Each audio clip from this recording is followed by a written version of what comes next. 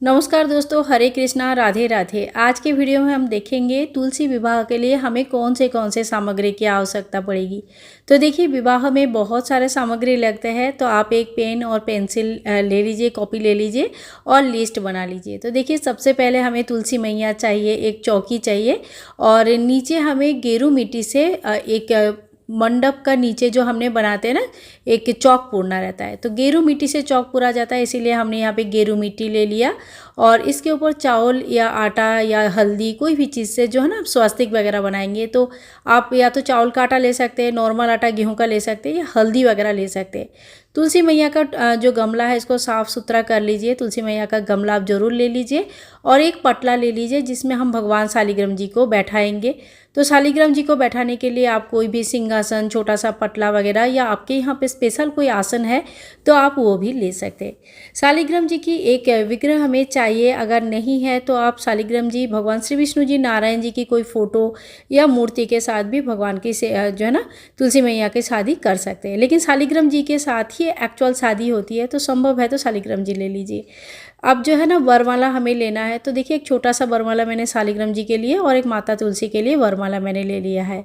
इसके बाद देखिए हमें जो दूल्हा दुल्हन के कपड़े चाहिए, तो तुलसी मैया के लिए हम लहंगा चोली ले लेंगे, दुपट्टा ले लेंगे, या साड़ी अगर आपने लिया है तो साड़ी ले लेंगे। गठबंधन के लिए पीला वस्त्र ले लेंगे और एक एक्स्ट्रा चुनरी ले लेंगे। तो शादी है तो ये शादी के कपड़े तो अलग से होता ही है, तो ये सारी चीज़ें हम लेंगे। भगवान गणेश जी की स्थापना के बिना शादी तो हो ही नहीं सकता, तो अब भगवान गणेश जी की मूर्ति है तो मूर्ति ले लीजिए, और नहीं है तो आप थोड़ा सा एक कलावा लपेटा हुआ एक सुपारी ले सकते हैं। इसके बाद देखिए हमें गेहूं लेनी है।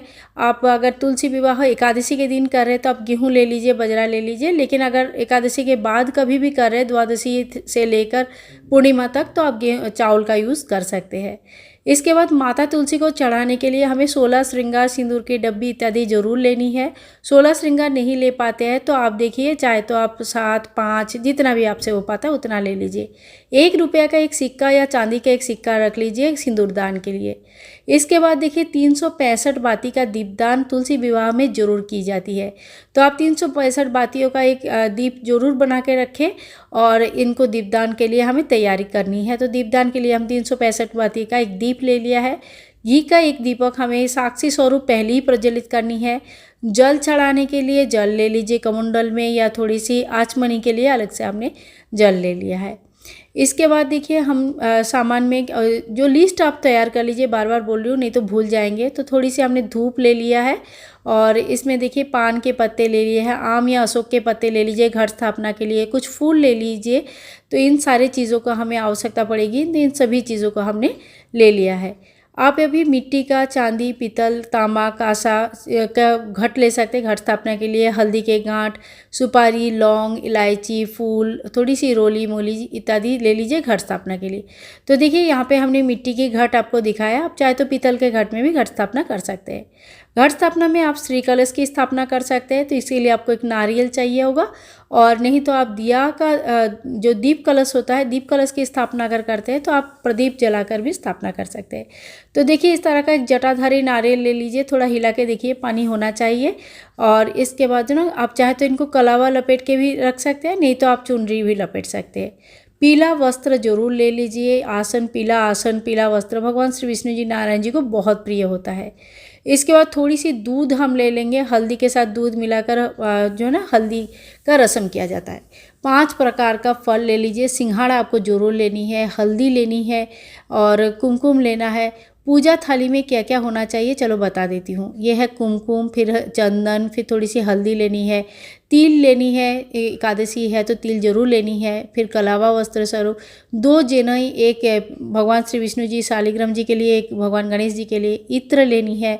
थोड़ा सा आपको पंचमेवा का भोग चाहिए, थोड़ा जो भी पकवान बनेगा, ये मिठाइयाँ बनेगी। इसके बाद देखिए आंवला जरूर चढ़ाया जाता है, तो आंवला आप जितने भी संख्या में आपको अवेलेबल हो जाएगा आंवला ले लीजिए। फलों में आप कोई भी ऋतु फल ले सकते हैं, केला, एप्पल जो भी मिले।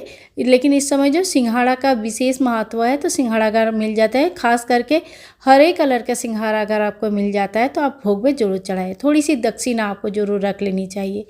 और देखिए शादी है तो मिठाई इत्यादि तो बनता ही है, तो आप चाहे तो घर में बनी हुई मिठाई या जैसा भी है मिठाई जरूर चढ़ाए।